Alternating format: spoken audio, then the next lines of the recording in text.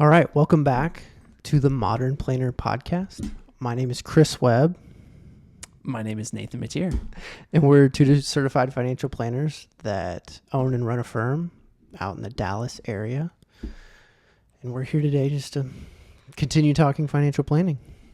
Let's do it. I have no idea what's on the agenda today. So, Chris, you're leading us off and hopefully guiding us through something fun to talk about. We'll see. We were going off on it this morning.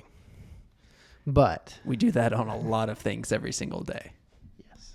That's why we started a podcast, because we talked enough and we figured people should probably hear how the sausage is made. No, never. Nope.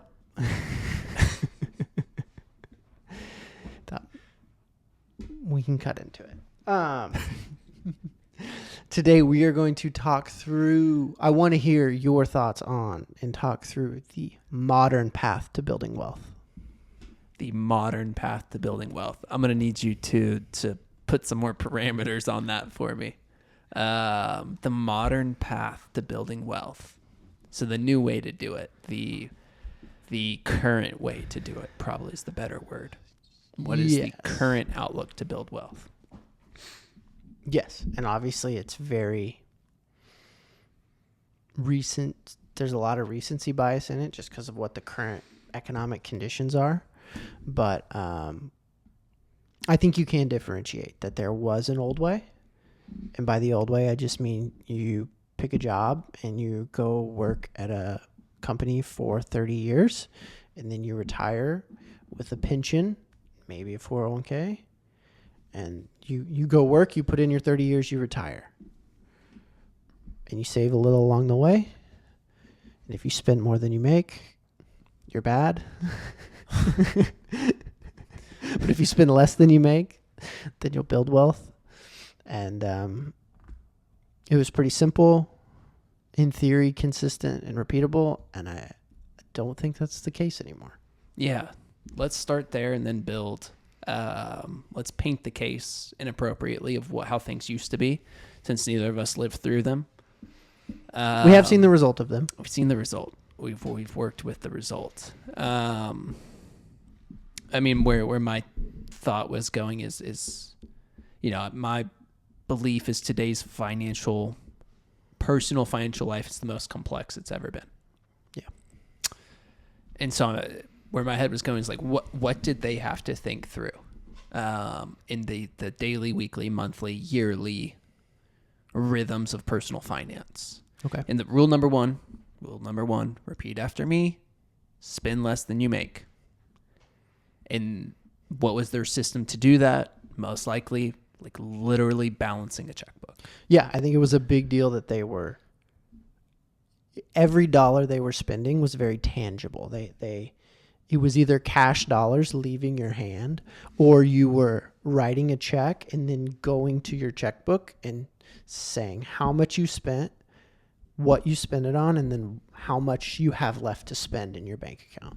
Yeah, it's really, did you use the word tangible? Is that what you said? Yeah. I think that's the right word. It's this almost tactile, with money exchange literally functioned through your hands. There was the dollar bills or the writing of a check. And that's a separate podcast of how that changes financial behavior, but there's plenty of stuff out there about that. But let's keep going. So you had an idea of where every dollar was, naturally, because that's what the financial system had. There was no worry about retirement. You had Social Security and a pension. And so this long-term planning isn't really a concept that involves your financial life. What other I mean, your taxes were your taxes. You had a general understanding of what they were. You had an understanding of how it worked, and you got a W-2 and could do it pretty simply on your own. The tax code wasn't the monstrosity it was today. It was probably, am I going to itemize or take the standard deduction? And back then, I think the standard deduction was lower, so there was a little bit more itemizing, but no idea. Never looked at it. Not going to speculate. But yeah, I mean, taxes were relatively straight. Taxes were more straightforward than they were today. And I think there was less of a feeling of being ripped off by the government or trying to cheat your way out of the system or push back against the systems. And so maybe that also made it a little easier. So retirement planning, cash flow, tax, insurance. I have no idea if people. I mean, a lot of people had these small little $100,000, $100,000 or $25,000, $50,000 permanent policies that were their protection. And I mean, rates at that time were paying to where it made sense. Yeah. Let's go to investments. Investments, I mean, your bank is probably paying a pretty good rate on a CD. Your bank was paying a CD, and then you had a broker. Like the barrier, if you were doing that, yeah. If you were investing in the stock market, there was a barrier. You could not do it yourself. So you were going through an individual. But if you're in the 70s and earning 8 to 12% on your CD, why not take the risk-free rate and call it a day? So investments is there's an expert you have to rely on, either at the bank, at the CD, or through a broker. Yeah. There's a lack of information and a lack of accessibility, and so there's a barrier to entry that requires you to use somebody with knowledge. Okay. Estate planning, I have no idea what that looked like. Basic will, probably. Well, the estate tax threshold was really low. I do know that. So I think they were using actually life insurance policies. I'm talking just what we'd call mass affluent back then, not wealthy. Not wealthy. It was lower. It affected more people than it does today, for sure. Yeah. But pension, like you're not having a big IRA balance. Yeah. Yeah. Home and auto. Buying a house, yes, more affordable based off income, sure. You drove your car till the wheels fell off. That was the habit. That was the nature. Keeping up with the Joneses was a thing. But I think you're right. Like, land a job at a company with a future that's big and established, and you're going to be taken care of in your later years. Yeah. Anyway. So what's the new way? New way is it's up to you. At more than ever, it is up to you and your decisions today to set yourself up for the future. There is no reliance. There's nobody else with the net or holding the bag for your future. It's all up to you, which is pressure, which could be scary, but is also, I'd put, a bigger opportunity. But it's understanding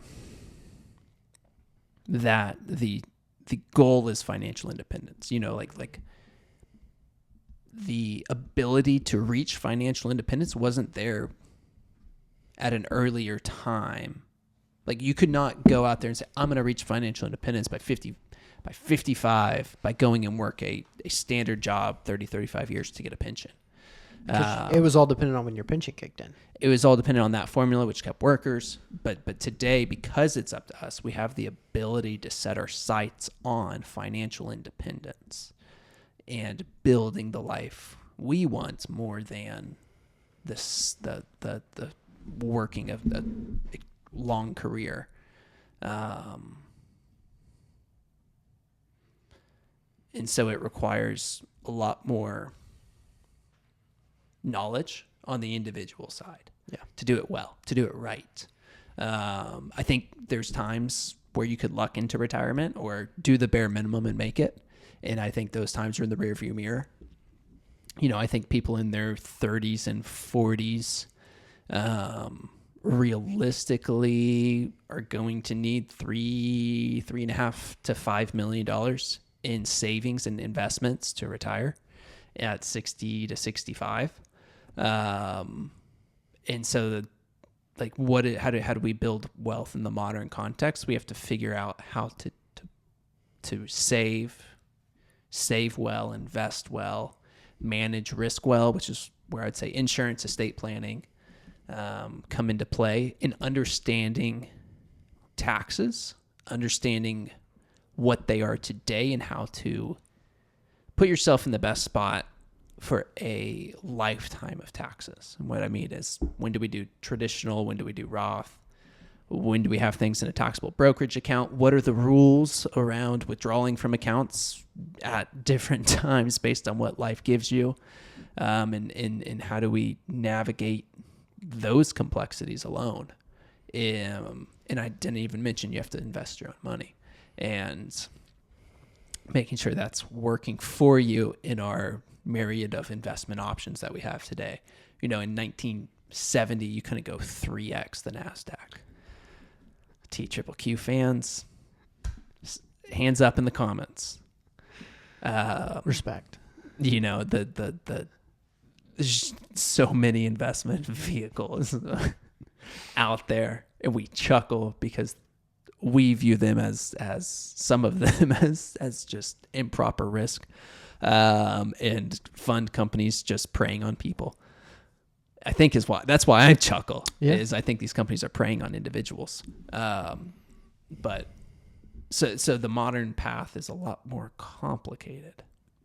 It requires a lot more diligence on the individual side, a lot more understanding on the individual side, to actually make all these different pieces pull in the same direction so that you can live the life you actually want to live and reduce your financial concern and stress. Mm-hmm. The certainty of the next paycheck isn't there either. Like there was, I mean, pro union, pro big company. I mean, you know, where those places had their place, where those companies had their place of work had an impact on the town. Yeah. And there's a lot less of that.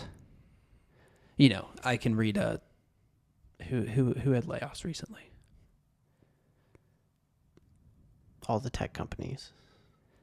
You know, Microsoft having a layoff. I don't live up. I was thinking in Dallas.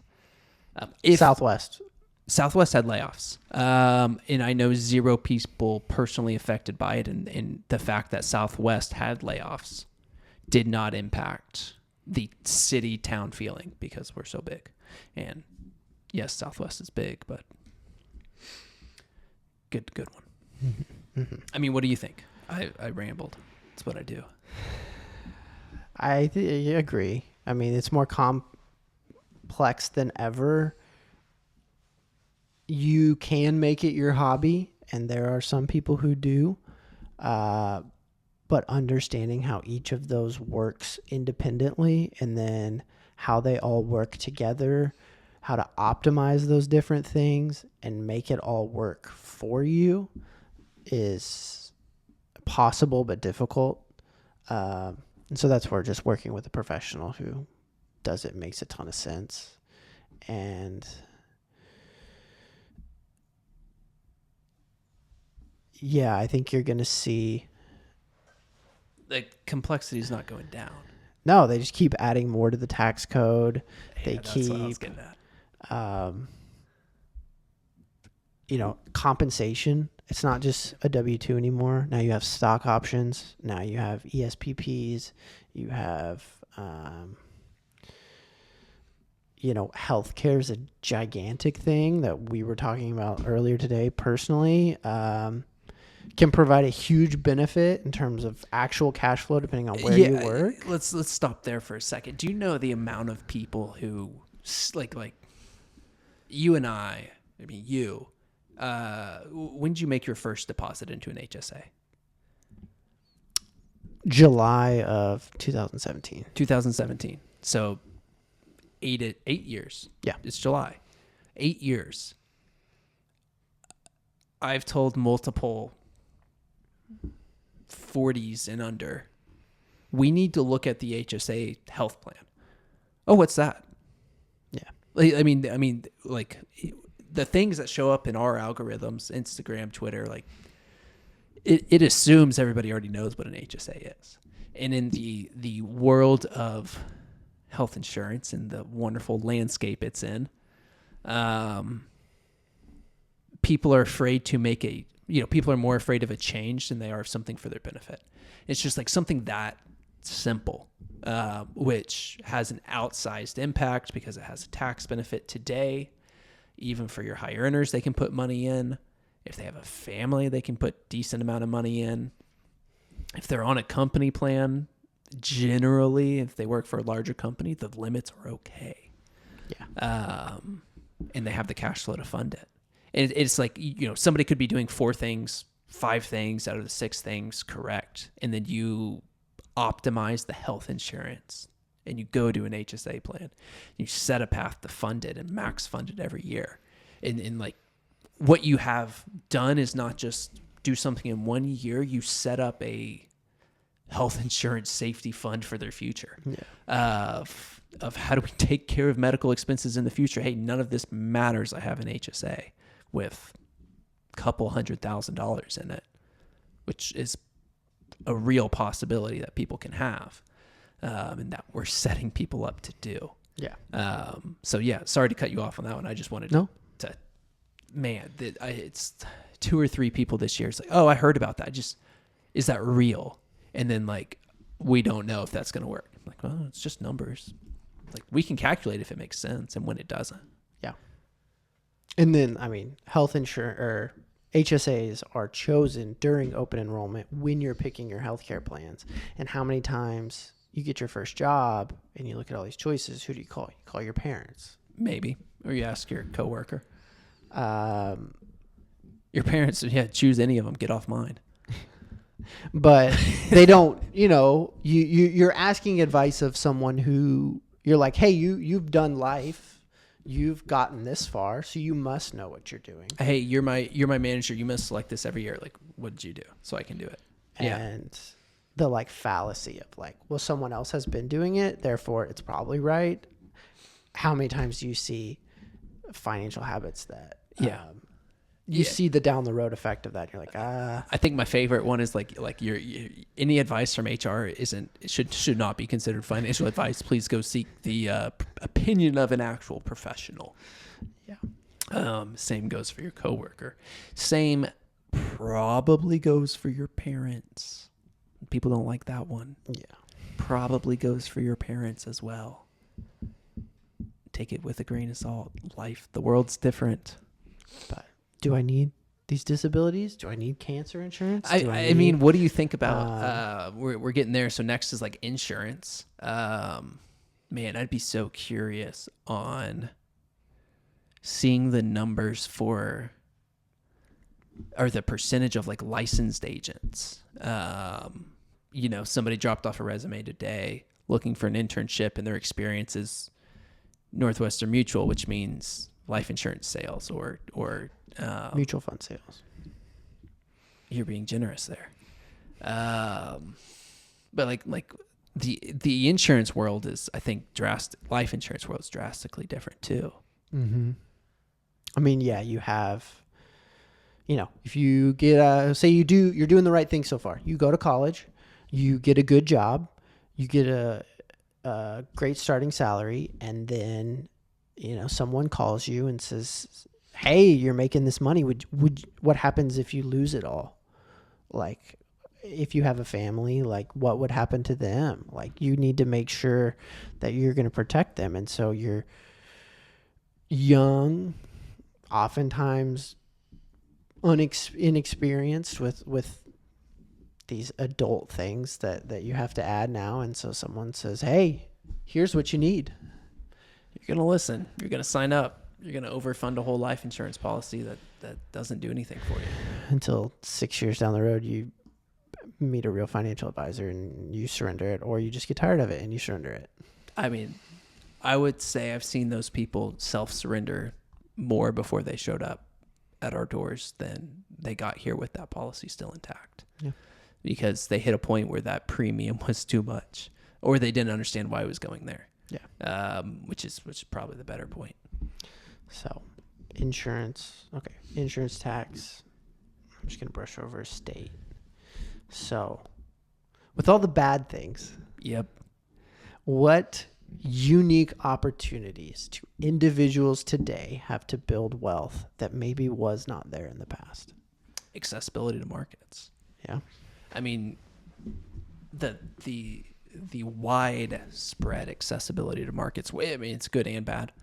But the ability to quickly and easily put money into an asset that has a high probability of growing for you over time, that can outpace the wonders of inflation. It's incredible. Yeah. You know, like that is one function, and you know, the ability to, I don't know. That's my first thought. The accessibility of markets to invest into assets that have true long-term growth potential for you. Yeah. I would say to kind of piggyback off that plus time. So, and because of inflation, we have higher salaries now. Yeah. So you get to leverage the time value of money if you're diligent. And the sooner you start putting away, the sooner you get that compound growth. You know, the higher our compensations are these days. Yeah. And so that's a great way to get ahead. I mean, it really is. I'm thinking of our clients who are probably early 30s, who started with, just did a blanket 10% into their 401k, whatever the match is. This is the match, probably getting it, versus the ones who did the minimum to get the match. Mm-hmm. And it's roughly been a decade-ish. But even that time of 10 versus 5 over a decade of compounding is noticeable. Yeah, I would say. Like it's noticeable. And we still have 25, 30, 40 years for that to play out for these people. And that difference is just going to keep getting wider and wider. Yeah. Yeah, the time is huge. And we have incomes. There's a lot of distractions for those incomes. But yeah, time and accessibility of the markets to allow it to compound over the 30, 40-year period is massive. Massive. Yeah. I'd also say accessibility of information, specifically in being able to learn a craft and start a business. I think we would both agree that owning a small business is a great way to build wealth. For sure. It can give you a good advantage there. And so that I think is more accessible than ever. And the tools at your disposal, allowing you to scale, I think are there. Sure, you could have had a business back in the day, but you were mostly going to be like a solo shop. Yeah. The ability to now acquire businesses, get financing, that whole, just industry of trying to find small businesses to acquire is pretty new. The small business like ecosystem, and I mean, people are just putting out the playbook on how to do it and how to do it well. Doesn't make it easy, but no. Yeah, the playbook has been pushed. With that, with the unique opportunities, talk me through the common traps you're seeing today. The common, as you said, things competing and distracting that take your money instead of using it to compound. I'm going to call them the modern myths of wealth building. Maybe I was just going to say traps, wealth destroyers. Traps, I'm being nicer. Wealth destroyers. I think we're thinking of different things. Okay, so you're going the full. The 4 words in the English language that should have never existed, and you need to find a way to burn and take out of existence. Buy now, pay later. You need to turn that into I can't afford that. But I really want to finance that Chipotle burrito. I can't afford that. So get rid of buy now, pay later. Learn I can't afford that. Interest is the banks win. And I'm tired of banks winning. So, I mean, easy debt, cheap debt. Hey, my friends want to take a trip. Let me throw it on the credit card. I'll figure out a way to pay it off over the next 6-ish months. Like, you lost. you're destroying your ability to grow wealth and compound wealth over a long period of time. Cars. Yep. You want to take over cars? 7-year financing now? Can you get 7 You year? can get 84 months. Yeah. 84-month financing at a 6% interest rate on a $70,000 note. $60,000 note. You traded it in. You had a great trade in. You got $10,000. Seen it. Just the stacking of the perpetual payments that don't ever seem to go away. You have your mortgage. You have your car. You have your credit card that's paying the vacation you just talked about. Your student loan. Your student loans. That mattress you bought. You got a good one. Yeah, hope you're Chris, back Chris, doesn't Chris, hurt. Chris, I'm going to stop you there. That mattress was 0% for 12 months. I'm going to get paid off by that 12th month. I just may put it on a different credit card, but it's good. I'm not paying any interest. We hear that a lot. I know we hear it. What do you think about it? Case by case basis. If I don't push people as hard as I probably should. If people are like, we're making our payments and I can see they're making their payments and they're very likely to continue, I let it slide. But if someone comes to me before and says, hey, it's 0%, I say, just pay it off. You don't need that hanging over your head. We don't need it. What I know we talk about investing and the compounding of wealth over time, but I don't believe that the 8 months that you got to invest that $200 is gonna move the needle. Never seen anybody invest the difference.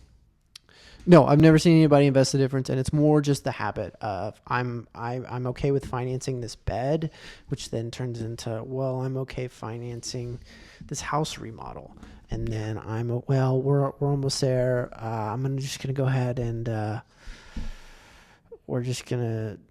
I'm gonna put it different.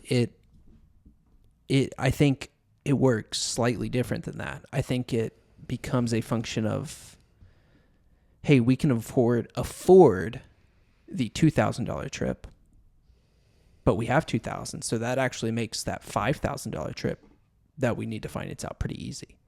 So I think it cloudies the ability to set limits and to understand what you can afford. You know, because why would I spend $2,000 on a trip if I could spend $5,000, finance out $3,000, and actually go to Europe and tell people I did that trip? Yeah. It clouds the I can't afford that. And hey, we're gonna do it. We're almost halfway there. Let's just finance out the rest, and we just won't take a trip next year. Sure. I mean, those are just habits that just can.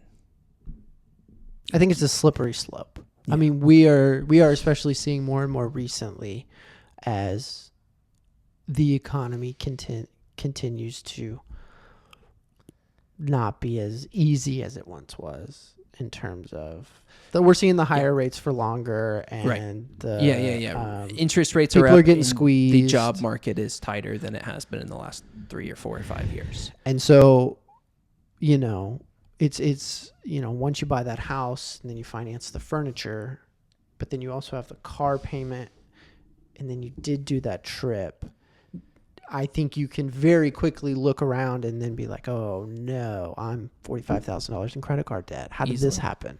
Easily. And we bought that house and that was sweet, and then our AC went out. Yeah. So lots to consider. I would consider that risk. People don't consider. I know risk management is traditionally thought of as insurance, but I really focus on the additional risks of needed cash based on a purchase decision. Yeah. How much of my paycheck do I have discretion over where it goes?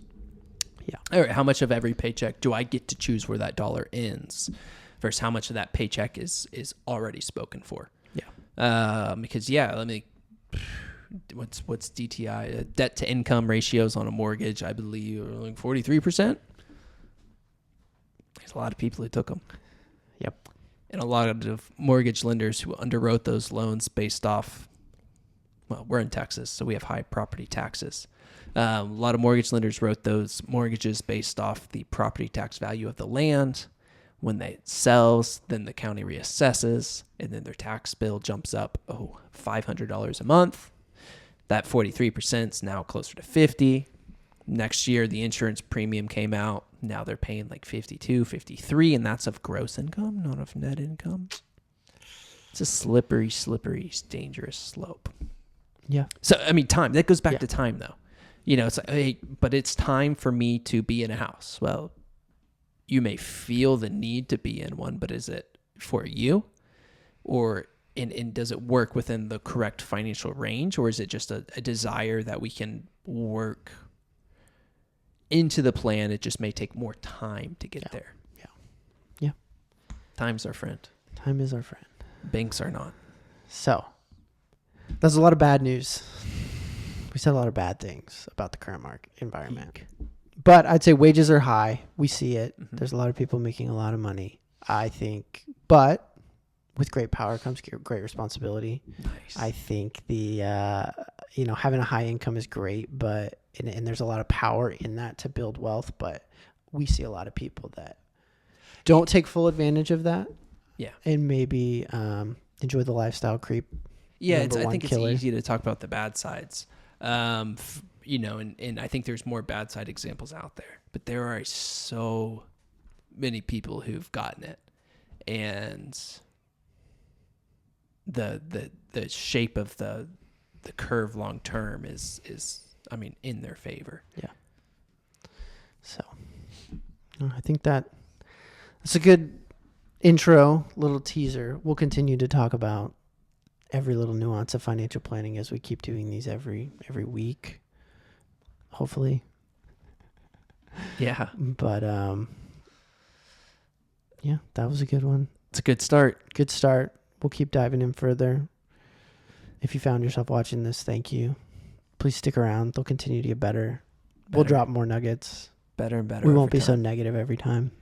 We'll be negative a lot of the time, but not all the time. If you want to see if you want to see positivity in how you actually can build wealth and navigate the current financial situation, find our individual channels. Yes. That's where we talk about clients we're working with, or our more just like core fundamental beliefs of how to manage things to set yourself up for long-term success. I say those videos are way more positive of how people manage money well to put themselves in the best position despite what life may be throwing at them. So positivity is there. Yeah, this is just our time to vent. That's all it is. So thanks for tuning in. Catch you in the next one.